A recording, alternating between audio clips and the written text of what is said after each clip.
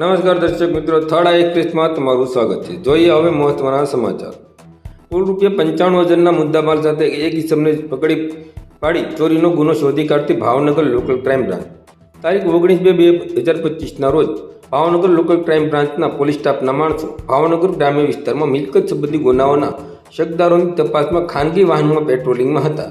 દરમિયાન બાતમી મળી કે ભારાપરા વાડી વિસ્તારમાં ખોડિયાર માતાજીના બોર્ડની સામે નાળા પાસે બ્લુ કલરનું પેન્ટ તથા આછા સફેદ કલરનું ડિઝાઇનવાળું શર્ટ પહેરેલ એક ઈસમ કંતાની થેલીમાં શંકાસ્પદ ચીજ વસ્તુઓ લઈને ઊભો છે. તે ક્યાંકથી ચોરી અગર તો ચડ કપડથી મેળવેલ હોવાની શંકા છે. જે આધારે બાતમીવાળી જગ્યાએ એલસીબીના માણસોએ તપાસ કરતા હાર્દિક વિનોદભાઈ બારીજા, ઉંમર વર્ષ 21, ધંધો મજૂરી, રહે તરજરા, તાલુકો તળાજાવળ મળી આવેલ.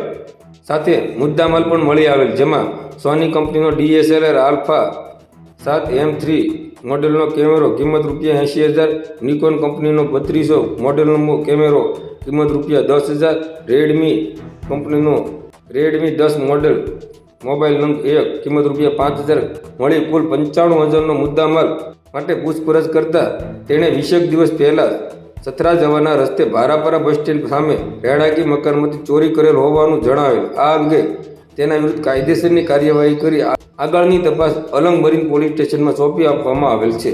આ કામગીરીમાં પોલીસ ઇન્સ્પેક્ટર શ્રી AR વાળાના માર્ગદર્શન હેઠળ એલસીબી સ્ટાફના અરવિંદભાઈ બારીજા, અશોકભાઈ ડાભી, તરુણભાઈ નાંદવા અને પ્રવીણભાઈ ગલચર જોડાયા હતા.